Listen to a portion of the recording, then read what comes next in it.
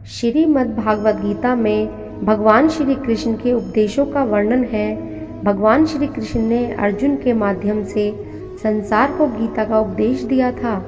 कृष्ण ने अर्जुन को गीता का पाठ तब पढ़ाया था जब उनके कदम महाभारत युद्ध की भूमि में डगमगाने लगे थे। श्री कृष्ण के उपदेशों को सुनकर अर्जुन अपने लक्ष्य को पूरा करने की ओर अग्रसर हुए। कहा जाता है कि गीता में जीवन की हर एक परेशानी का हल मिल जाता है।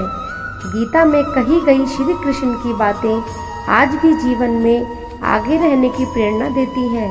ऐसे में किसी भी परेशानी का हल पाने और जीवन में सफलता पाने के लिए गीता की कुछ बातों को ध्यान में रखना चाहिए। माना जाता है कि जो भी व्यक्ति गीता की इन 5 बातों का जीवन में अनुसरण कर लेता है वह हर काम में जरूर विजय हासिल कर लेता है। यह 5 गीता के अनमोल उपदेश जो जीवन को नई राह दिखाते हैं। पहला गीता का उपदेश, फल की इच्छा छोड़ कर्म पर ध्यान देना चाहिए। गीता में श्री कृष्ण ने कहा है कि मनुष्य को फल की इच्छा छोड़कर कर्म पर ध्यान देना चाहिए। मनुष्य जैसा कर्म करता है उसे फल भी उसी के अनुरूप मिलता है, इसलिए व्यक्ति को अच्छे कर्म करते रहना चाहिए। गीता का दूसरा उपदेश, श्री कृष्ण के अनुसार व्यक्ति को खुद से बेहतर कोई नहीं जान सकता, इसलिए स्वयं का आकलन करना बेहद ज़रूरी है।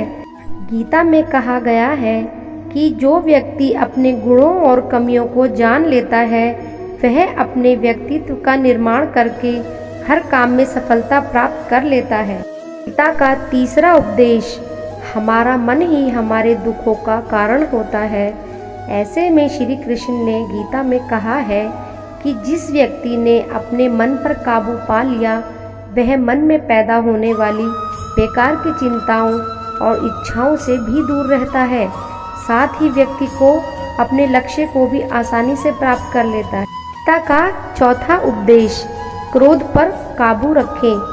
क्रोध में व्यक्ति नियंत्रण खो बैठता है और आवेश में आकर गलत कार्य कर देता है। यहाँ तक कि कभी कभी गुस्से में व्यक्ति खुद का अहित कर बैठता है। गीता में श्री कृष्ण ने बताया है कि क्रोध को खुद पर हावी नहीं होना देना चाहिए। यदि गुस्सा आए तो स्वयं को शांत रखने का प्रयास करें। गीता का 5वां उपदेश, स्पष्ट नजरिया। गीता के अनुसार व्यक्ति को संदेह या संशय की स्थिति में नहीं रहना चाहिए।